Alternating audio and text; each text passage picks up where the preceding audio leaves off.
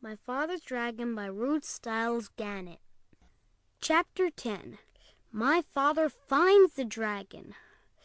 When my father was crossing the bank of the 15th crocodile, with 2 more lollipops to go, the noise of the monkeys suddenly stopped, and he could hear a much bigger noise getting louder every second.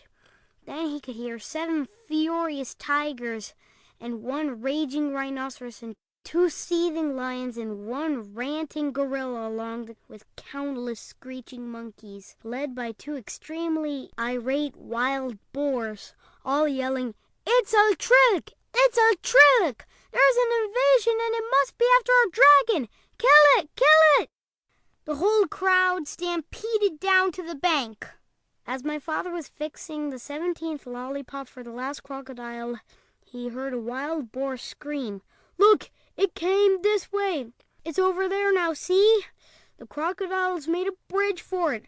Just as my father leapt onto the other bank, one of the wild boars jumped onto the back of the first crocodile.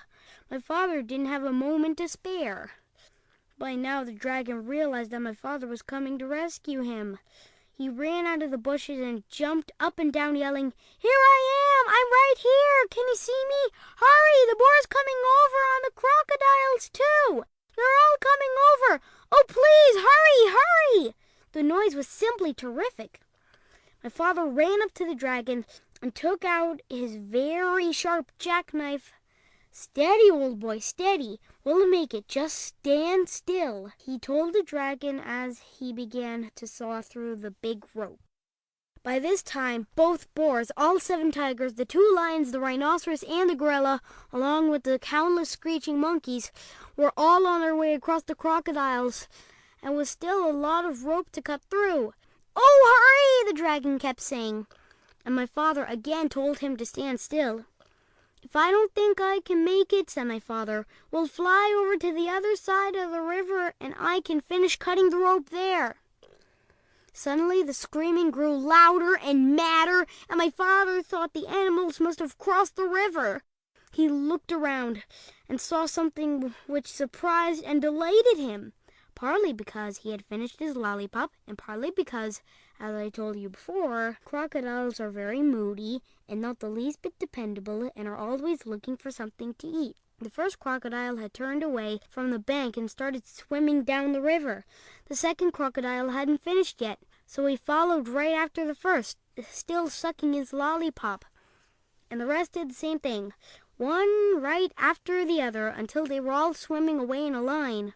The 2 wild boars, the 7 tigers, the rhinoceros, the 2 lions, the gorilla, along with the countless screeching monkeys, were all riding down the middle of the river on a train of crocodiles sucking pink lollipops, and all yelling, screaming, and getting their feet wet. My father and the dragon laughed themselves weak because it was such a silly sight.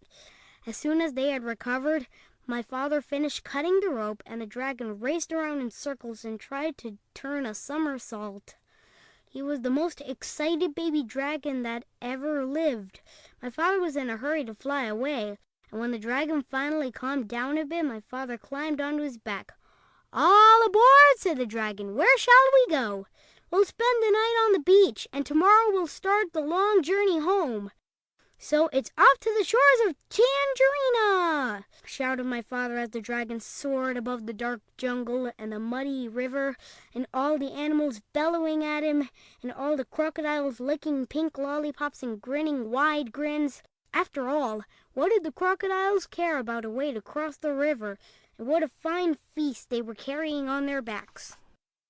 As my father and the dragon passed over the ocean rocks, they heard a tiny, excited voice scream, "Bum crack! Bum crack! We dreed our naggin! We need our dragon!"